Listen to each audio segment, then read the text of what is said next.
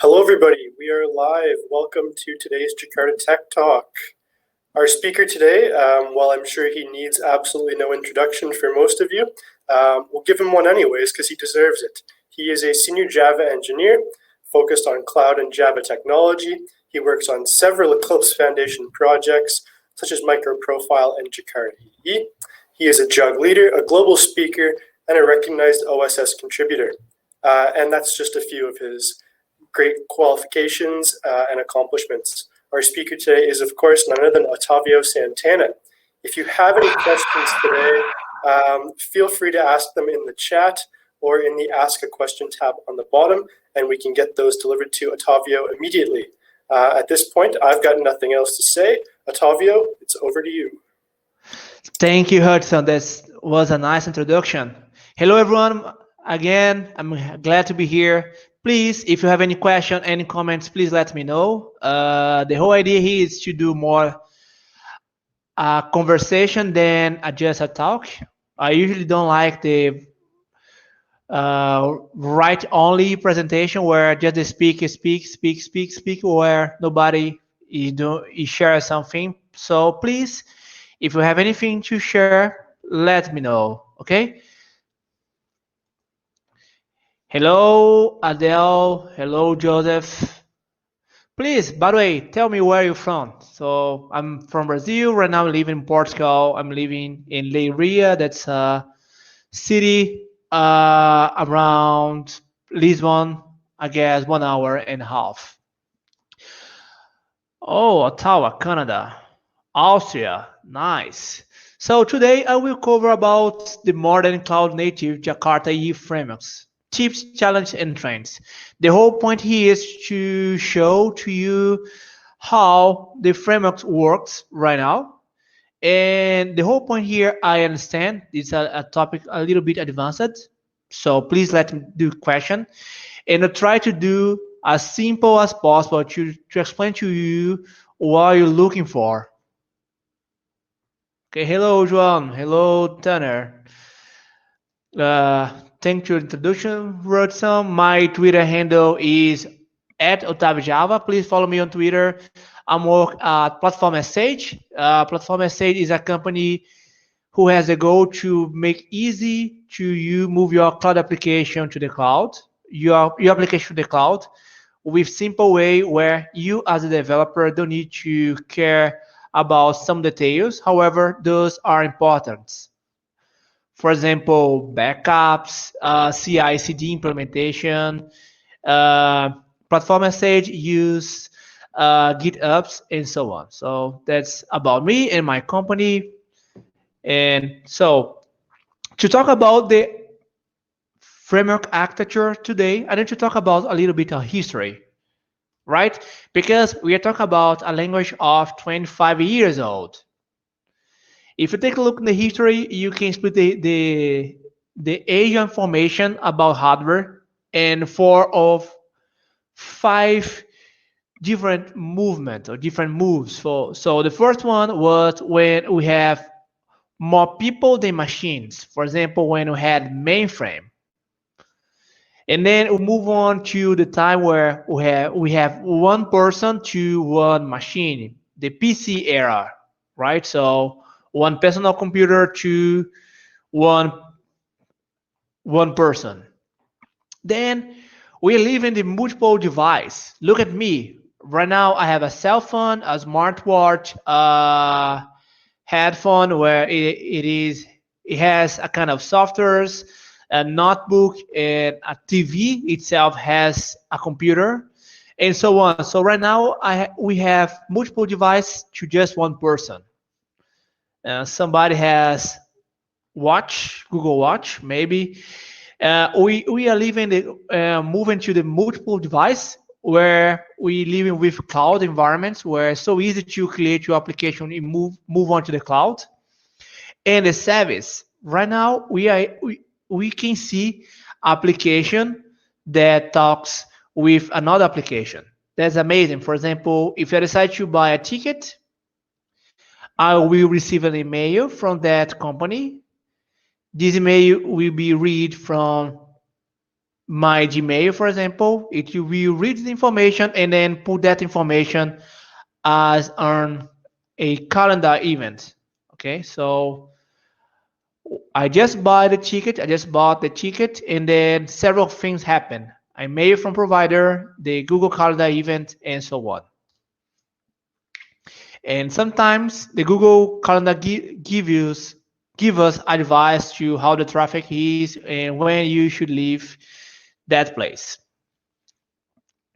Uh, that was the information era, but let's talk about tierage. Okay, how many tiers do you have in your application right now? So in the past, we just had the mainframe, therefore one tier.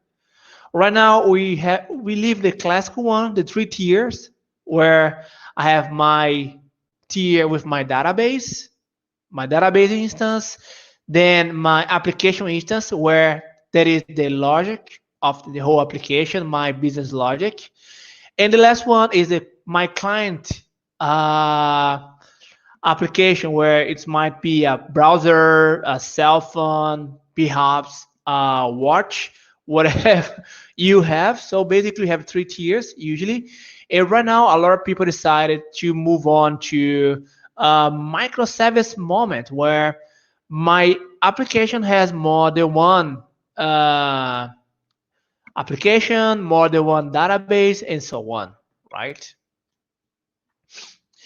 And we increase the complexity of tiers because right now we have more instances, and also we want to deliver it faster than the past. If you are old like me, I have right now 1 decade of developing software. Okay, that's probably not old enough, but I was able to see a deploy by year, right? Basically, every December we stop the whole company to deploy application the weekend, for example. A month, then we moved to a monthly deploy, right? Every month we have a window of deploy where you do that usually on Saturday night, where nobody use that system, and that is it.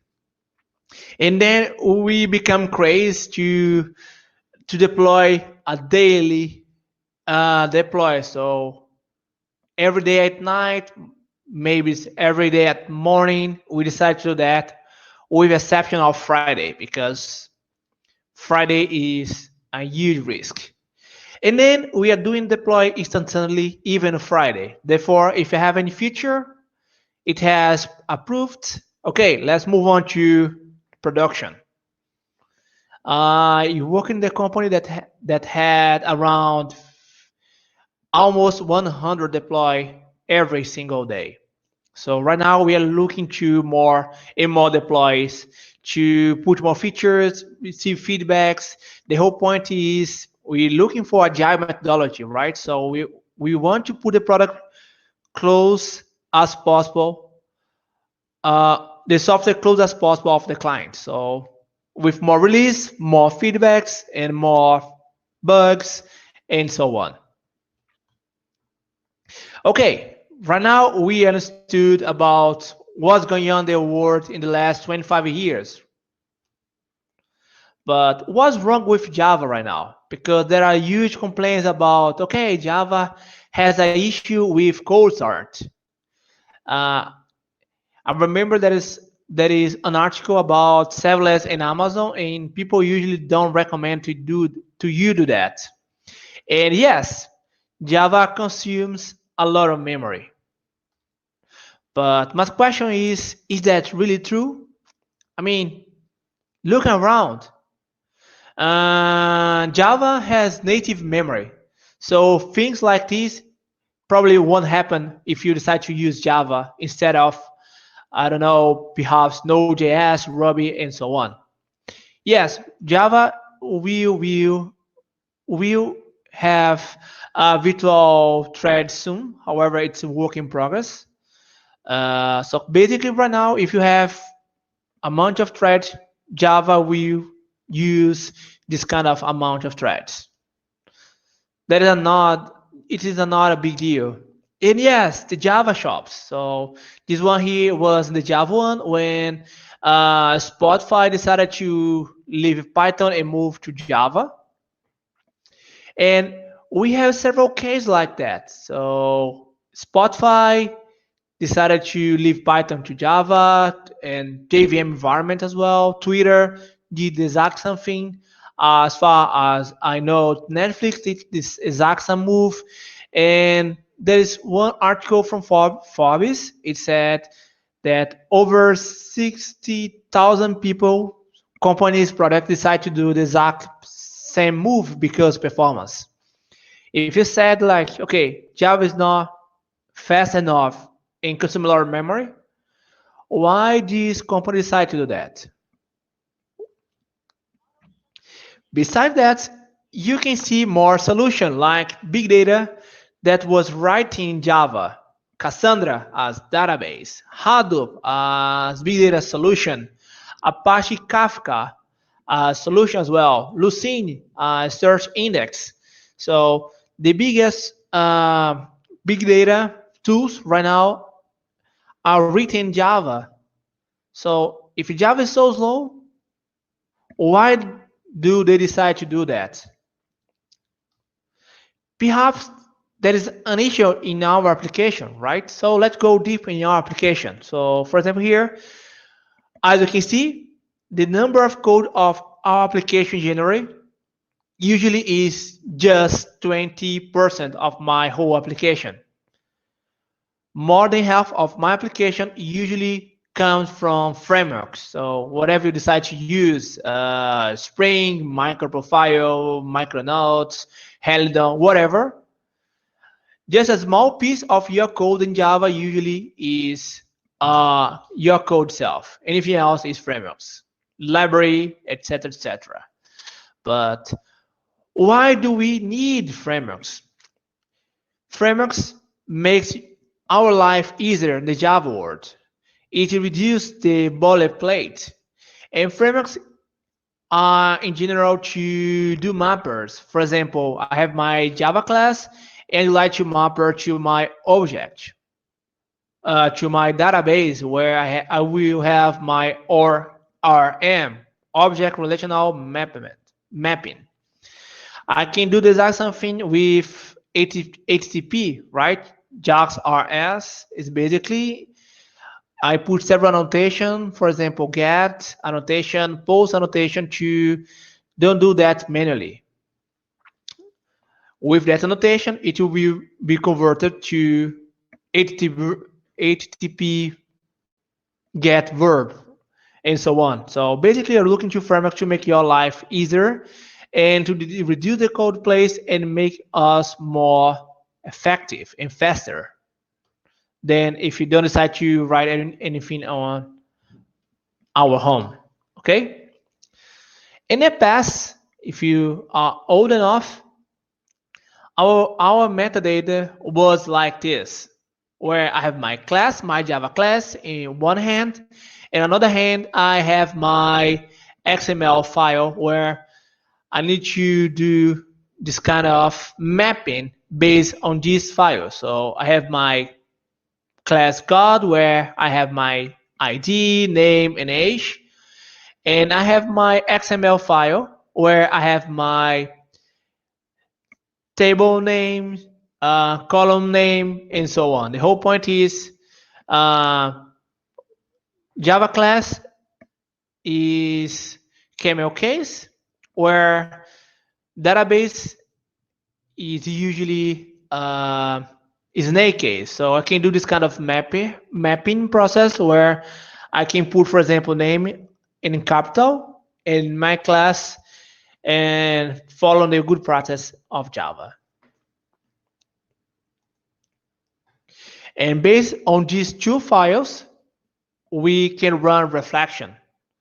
The whole point of reflection is to give us a dynamic error in the Java world. So that's a brief conception of reflection. So it's a dynamic way to look your code.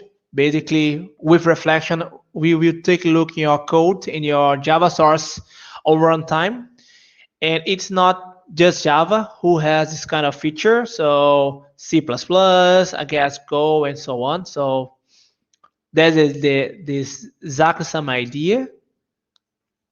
Okay, and in the Java 5, there's a new release.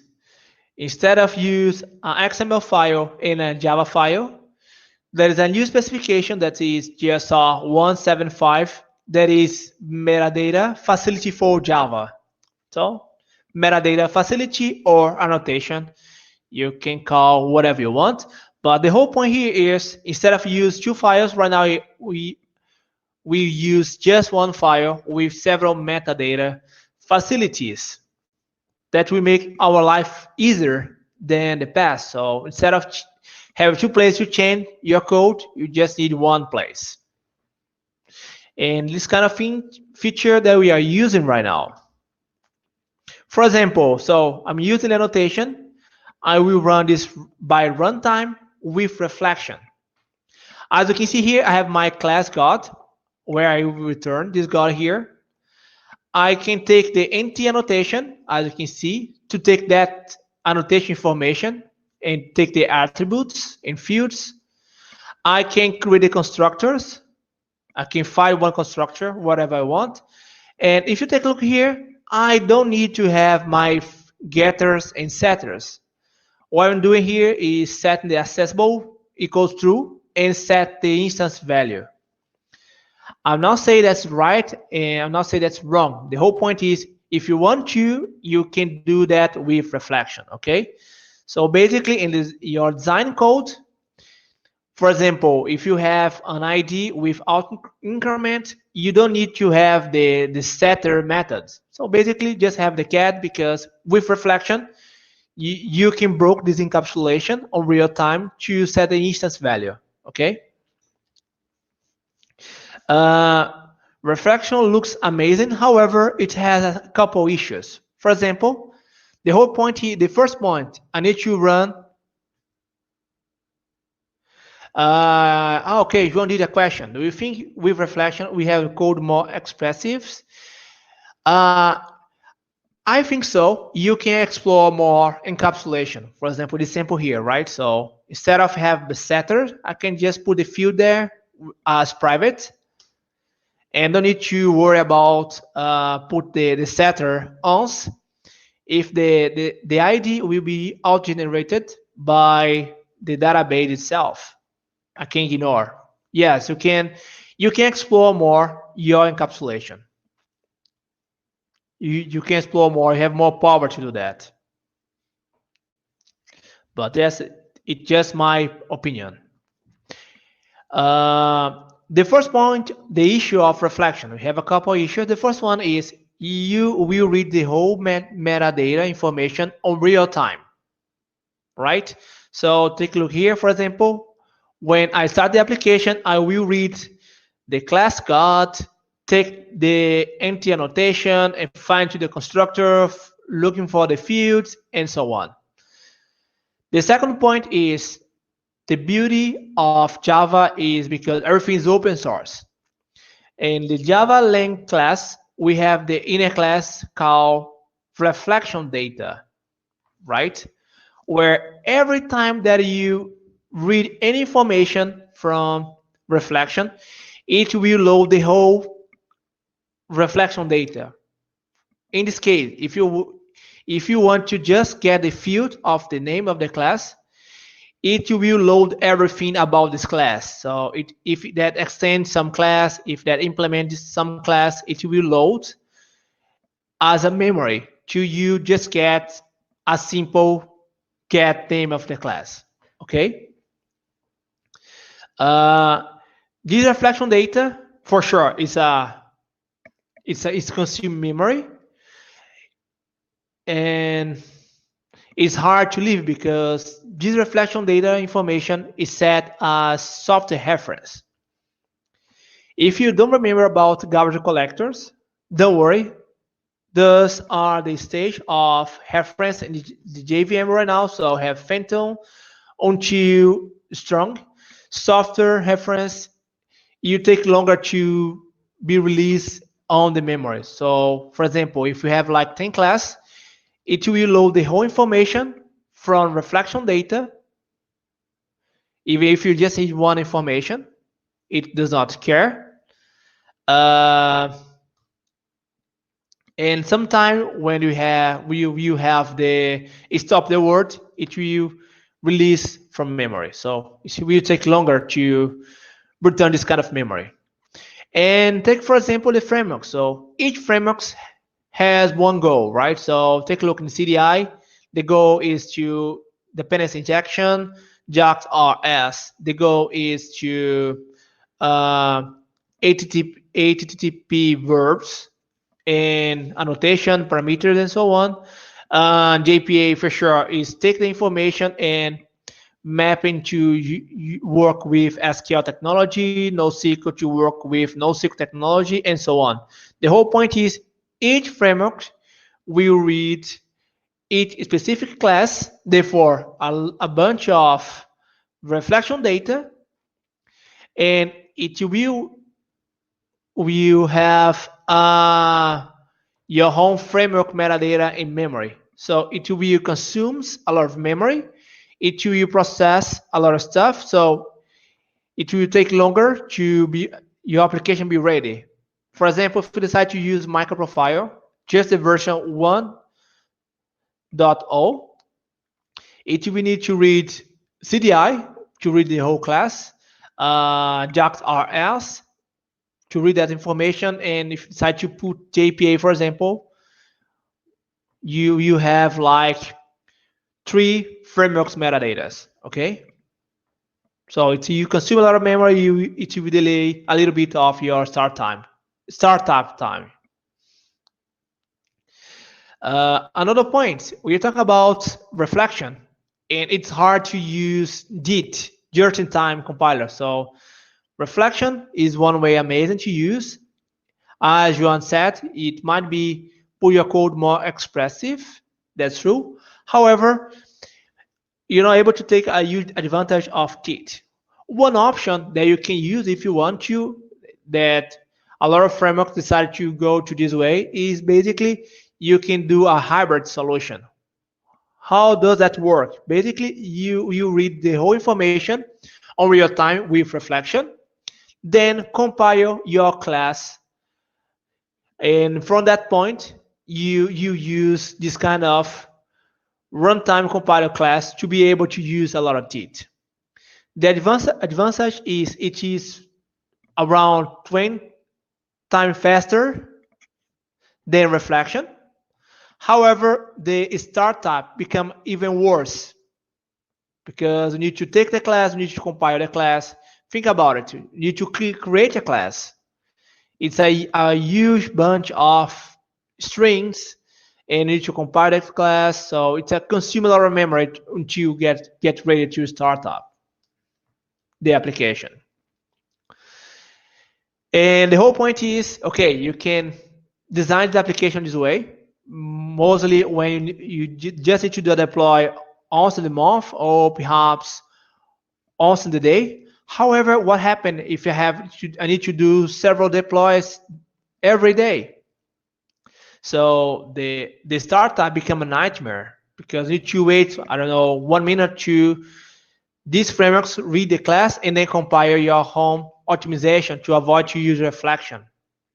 Okay, when it's ready, it will be faster. However, until it's ready, it's a nightmare.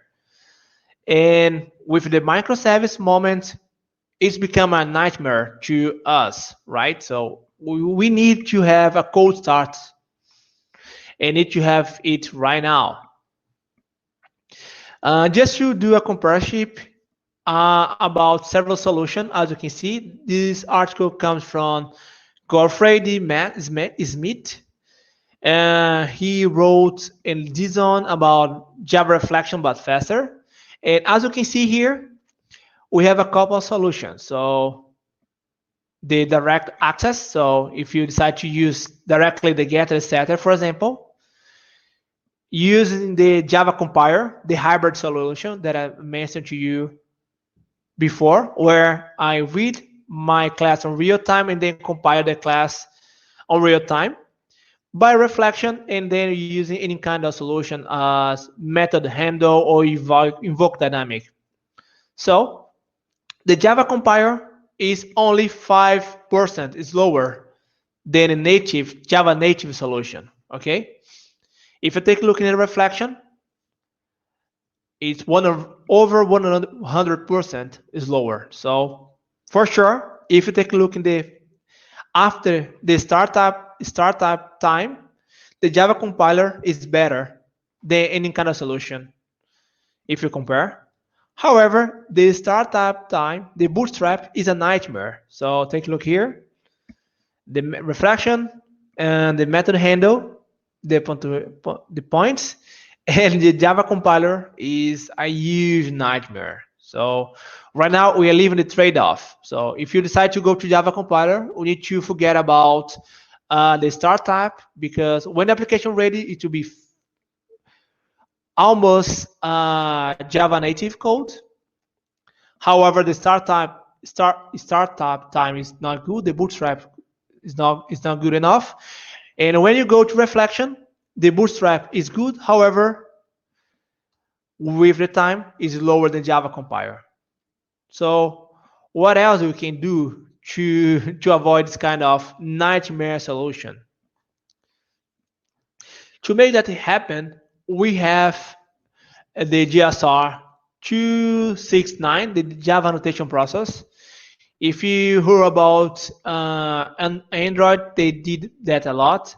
Basically, the whole point is, instead of generate this kind of metadata on real time, they decided to do that on compilation time. So when the application is ready, the whole metadata is ready because the process happened on the compilation time.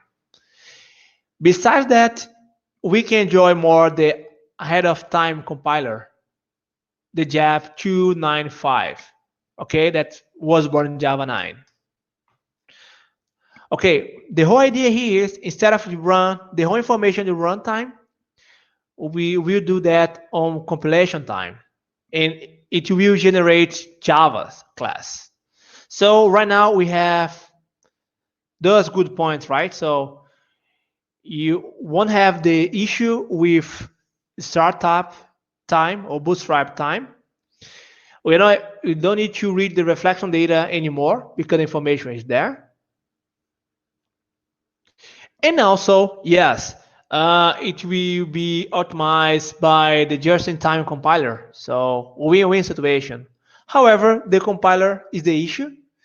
And if you remember the trick about, okay, I have my private ID where I usually just put the setter method, for example, I don't know, for any kind of reason.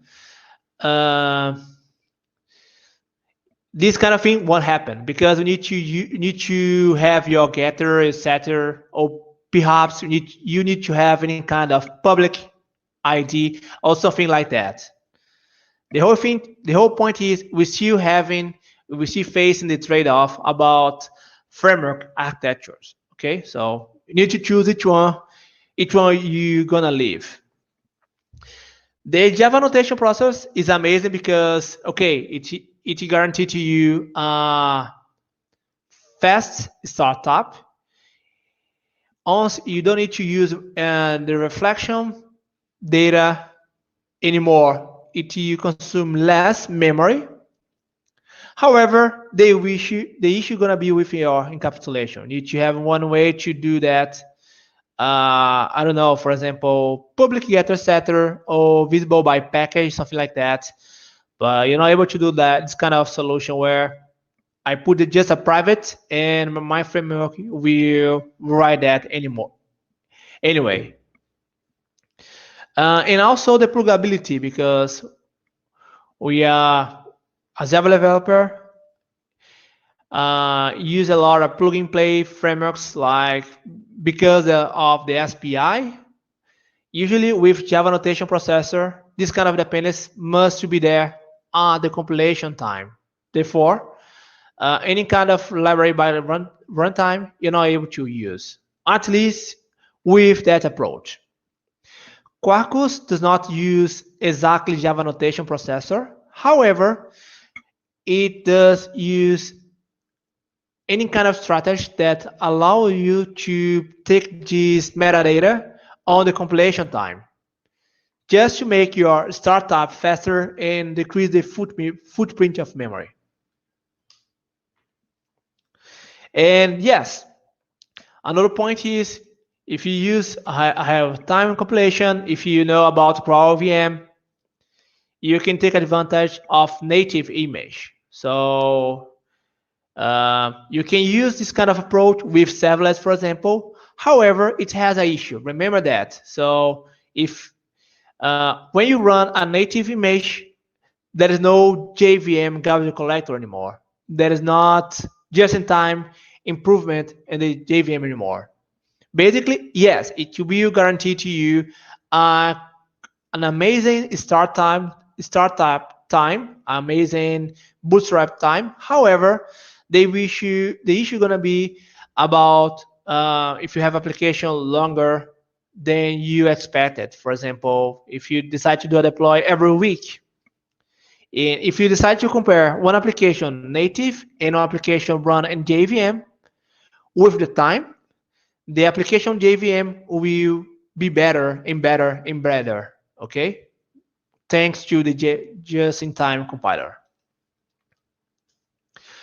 Besides that, if you're using Java 8, so please leave as soon as possible to at least Java 11, because there are several optimization to garbage collectors, several improvements on containers. So yes, I did not say Docker, I said containers. So if you start to use any kind of containers from Java 11, you have several features.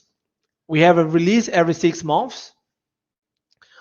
This year we have LTS version, okay, and we return to this kind of solution, right? So I have several flavors of frameworks to read this kind of metadata, right? So I have reflection, I have my hybrid solution, where again I use reflection to read this kind of information and compile on runtime.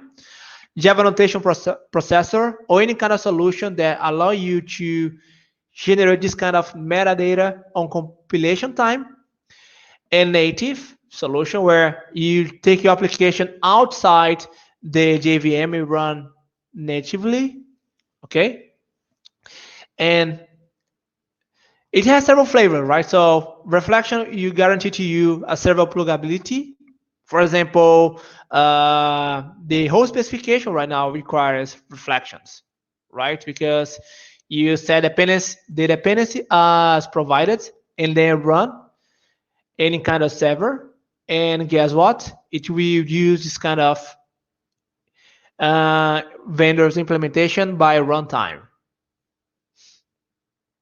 The encapsulation is guaranteed if you do a good design, for sure. For example, usually don't need to handle about the private get etc anymore if you don't want to. The Java compiler, yes, the pluggability is not so good.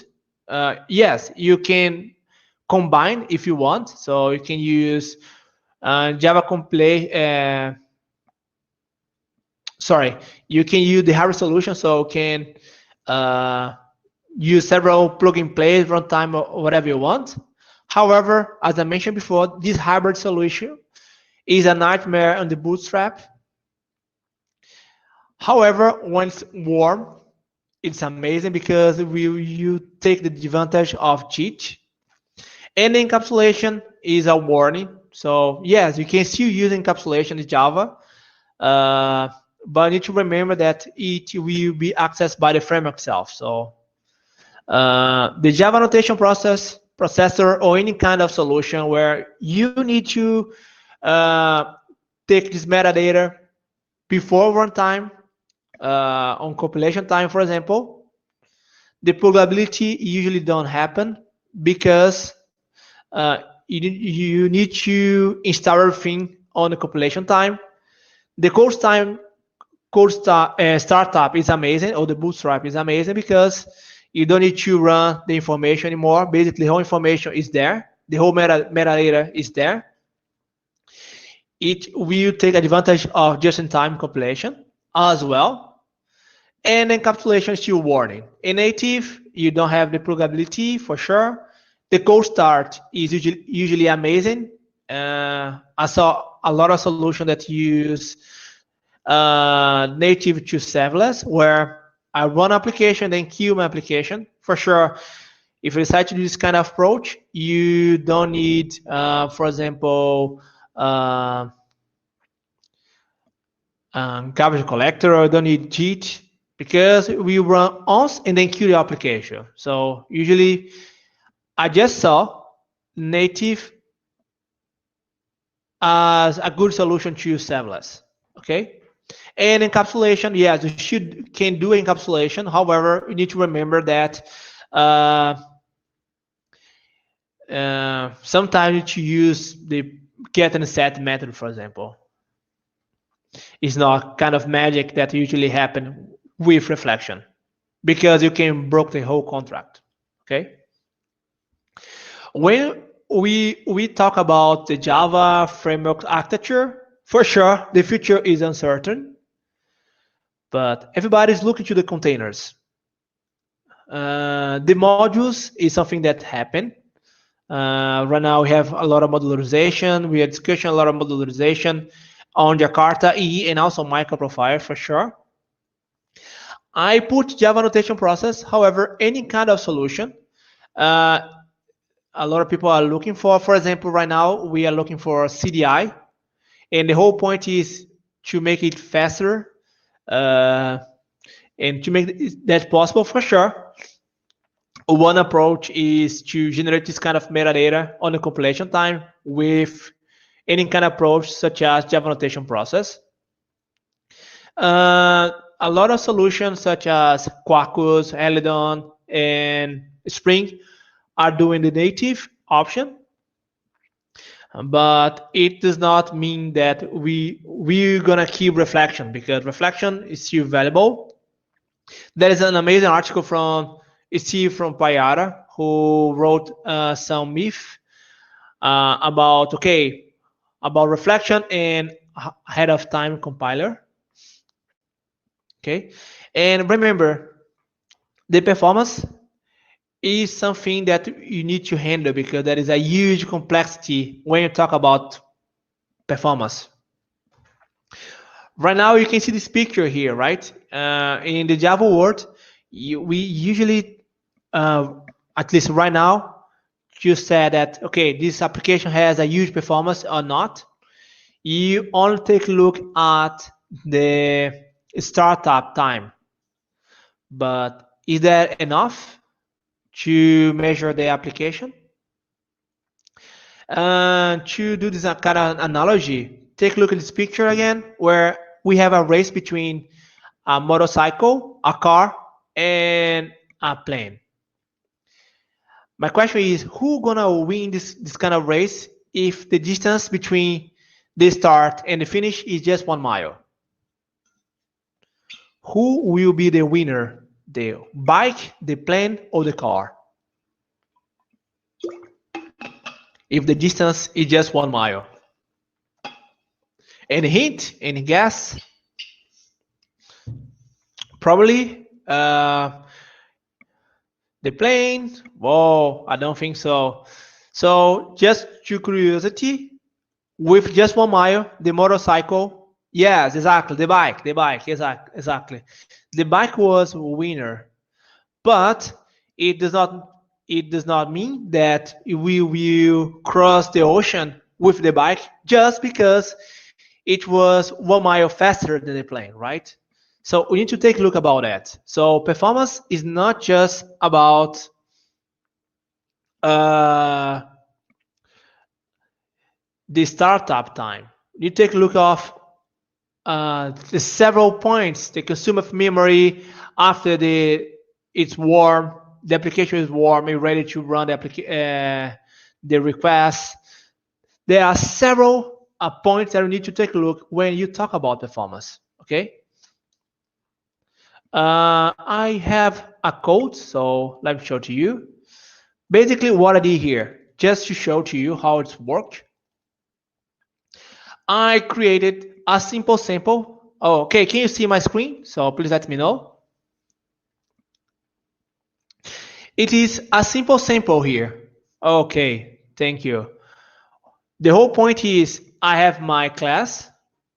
Okay, I have my class. And I will convert this class to a map, a Java YouTube map, and then go back to that kind of class. Okay, basically it's a simple framework where I have my God entity or whatever entity. I will convert this one to a map, and then from map I will create by this kind of entity. Okay, that is my API. And as you can see, I have four. No, sorry, I have three approach to the exactly implementation. So think about we have a framework to this kind of mapper, and my first option, for example, is reflection, right? So I have my mapper here, where I have my reflection mapper that implements this solution. As you can see here, for sure, that's a so simple way to use reflection. So ignore that. I know you can do better, but I have my type. I check if this information are new. I will take a look in the constructor to create my instance, and then I will write by the fields. As you can see here, I look to the ID annotation and then a column annotation, and then do the right operation. So okay, so if this guy is not an ID, I take a look at the column, and as you can see here, I make the accessible true, so I don't care about this class will or will not have the get and setter and so on. So basically, it's my mapper using reflection. Don't worry, I'm gonna share with you the links. My second option here is with my compile. And this one, I just need one class, so it's simple as possible. The second one is a hybrid solution where I okay, where are you? Where I read the information real time and then compile my code on real time to do any kind of operation. As I mentioned before, it will take longer. However, when it's ready, it will be faster than reflection. So as you can see here, I have more class. So I have my compile mapper here, where I will take a look, the annotation, and then create this class. You compile the class. Instead of use reflection to access this class, I will use runtime compile class. And the last one is with my processor, right? So as I mentioned before, I have my mapper here, my entity processor, where on the compilation time, I will take a look in the whole information, I will read the whole metadata, and then do this kind of sample here. So again, I have my API where it will convert to from map. I have my common annotation. I have three solutions: the compile, the hybrid solution, reflection, that where I will use information real time, and the processor, that is Java annotation processor time, where I will process this information real time, where I don't need to read that anymore. The information is warm, the information is there. Okay. To show to you, I have three classes. I have my animal that has this annotation here, my car, and the person. Okay. And I have my test. And as you can see here, I have, because, okay, let's show to you my XML file dependency. Okay. My dependency here have the reflection because I need to run this guy on real time. Remember that. Compile as well, I need to run on real time. However, my Java annotation process, I don't need to have that on real time. Basically because it will be required only on the compilation time. Okay. Okay, let's run. Let's run it here. So I will take a look here. I will do a refresh to just load the information to show to you. So generate source. And for example, here I have my animal here, right? Where I have a couple information. And as you can see here, I have a couple compiler information. So it's in target, generated source. And I have, for example, here my animal color field. It's one field, right? So let's take a look in my empty metadata. For example, here I have my animal where it has several fields. Okay. As you can see here, I'm not reading this guy on real time. So I put kind. Why do I have this kind? Because this belongs to this annotation here, right? So it will read this annotation and put that on compilation time. Okay, increase the zoom. Okay, one moment. I will.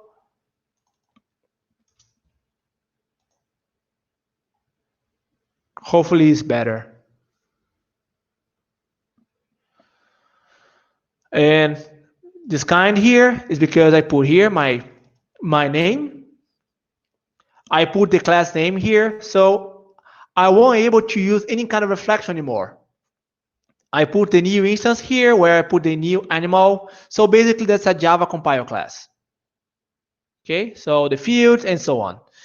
Let's take a look in any kind of field here. So animal field. So it's check if it is ID or not. And as you can see here, I have the option to write. So the getter and the setter. So write and read. And as you can see here, basically I'm doing the set animal and the get name.